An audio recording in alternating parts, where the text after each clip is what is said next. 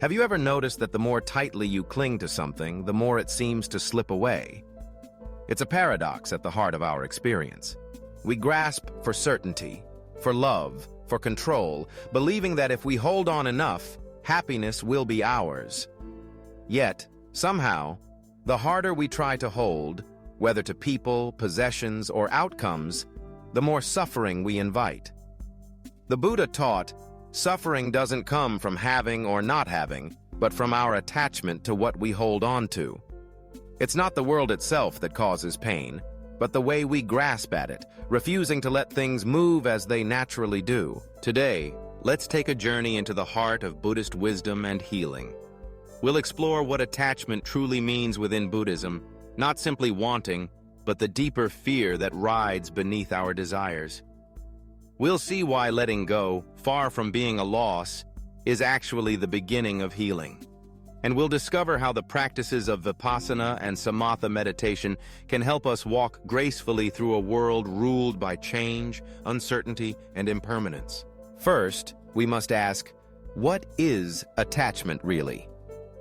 In Buddhism, attachment is not merely wanting something. It's a deeper form of clinging that is born of fear. The fear that without this person, this identity, this outcome, we will not be okay. It's the sense that our safety, our happiness, our very sense of self depends on something outside of us. When we rely on a relationship to feel complete, an achievement to feel worthy, or a possession to feel secure, we unknowingly hand over our freedom.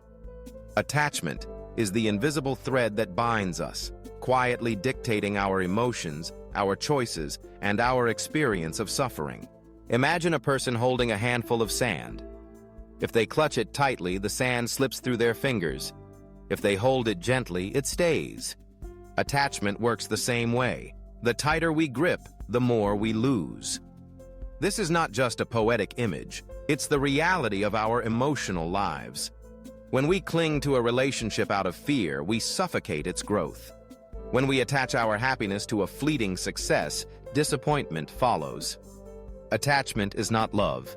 It is possession. It is not confidence. It is insecurity, dressed up as desire. Understanding attachment leads us directly to the Buddhist principle of impermanence, known as anicca in Pali. Everything in life changes. Our feelings, our bodies, our relationships, our circumstances. Nothing remains the same, no matter how much we wish it would. Suffering arises not from the fact that things change, but from our resistance to change. We wish things would stay as they are, but the nature of life is flow, transformation, and movement. When we truly understand impermanence, we begin to see each moment as precious, unique, and unrepeatable.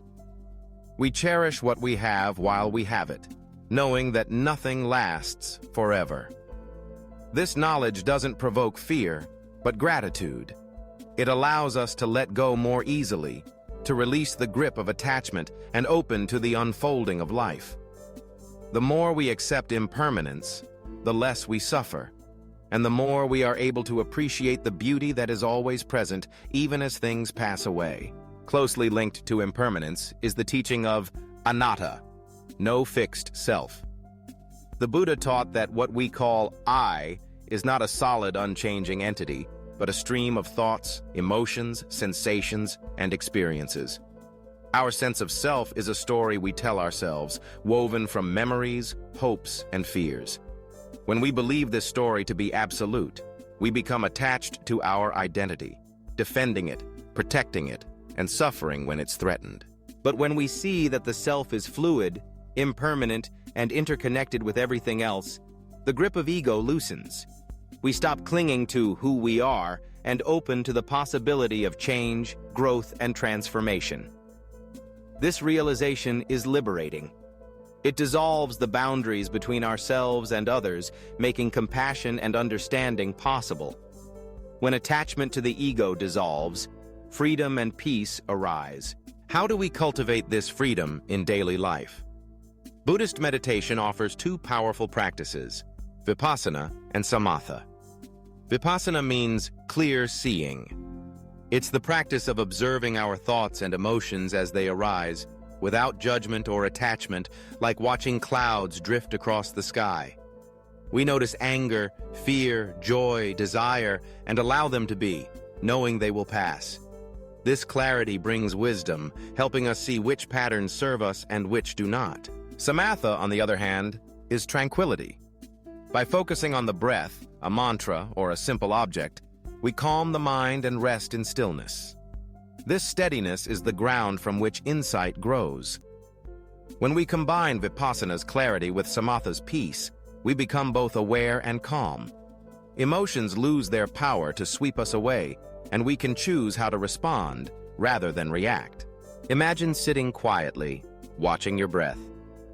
Thoughts come and go, memories, worries, hopes, dreams. Instead of grabbing onto them, you let them pass, returning gently to the breath. Over time, you realize that you are not your thoughts, not your emotions, not your stories. You are the awareness that witnesses them. This realization is the heart of meditation. It's the doorway to freedom from attachment. But what about love? Isn't attachment necessary for deep connection and care? Many people fear that letting go means becoming cold or indifferent. Buddhism teaches the opposite. True love is not possession or control. It is compassion and equanimity, the wish for another's happiness, even if that happiness doesn't include us. Conditional love says, I love you if you do what I want. Unconditional love says, I wish you joy, even if it means letting you go. Much suffering in relationships comes from trying to control, possess, or change the other person. We mistake attachment for love, not realizing that love thrives in freedom. The Buddha's teaching is simple. To truly love is to let be. To wish happiness for others, to offer kindness without strings, is the highest form of love. It's not coldness, it's warmth without boundaries. When we practice letting go, in relationships, in achievements, in possessions, we don't become empty or isolated. Instead, we become whole. Letting go is not rejection, but acceptance. It's the willingness to let life move, to trust in the unfolding of things. When we let go, we create space for healing, growth, and genuine connection. We allow ourselves and others to be as we are, without the pressure of expectation or the burden of fear. This is the path to peace and awakening. It's not about abandoning the world, but engaging it with open hands and an open heart. It's about walking through life with wisdom, compassion, and an understanding of impermanence. We cherish what we have, appreciate what comes, and release what needs to go. In this way, suffering fades, and a deeper happiness emerges. As you move through your own life, consider what you are holding on to. Is it a relationship, a dream, an identity, a grudge, or a fear? Ask yourself, what would it feel like to let go, even just a little? Notice the space that opens up, the freedom, the peace, the possibility of something new. Remember, letting go is not a loss, but a return to wholeness. It's love expressed through freedom, wisdom expressed through acceptance. The journey of awakening is not a solitary path. It's a shared adventure filled with learning, growth, and support. By embracing these teachings of attachment, impermanence, and no self, you step onto the path of healing. You begin to see yourself and others with compassion. You find peace in the midst of change, and you discover the joy that comes from living with an open heart.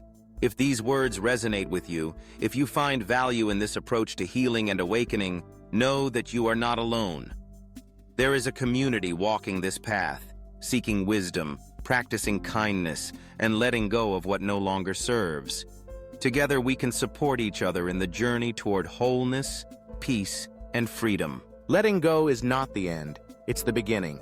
It's the gateway to a life lived fully, with presence, gratitude, and love. As the Buddha taught, suffering doesn't come from having or not having, but from our attachment to what we hold on to. May you find the courage to release what weighs you down, the wisdom to see the beauty of impermanence, and the compassion to love without conditions. In letting go, may you discover the peace and joy that is your true nature. Thank you for joining this exploration. May you walk steadily, with clarity and tranquility, through the ever-changing world. May you be free from suffering, and may your heart be filled with love and understanding now and always.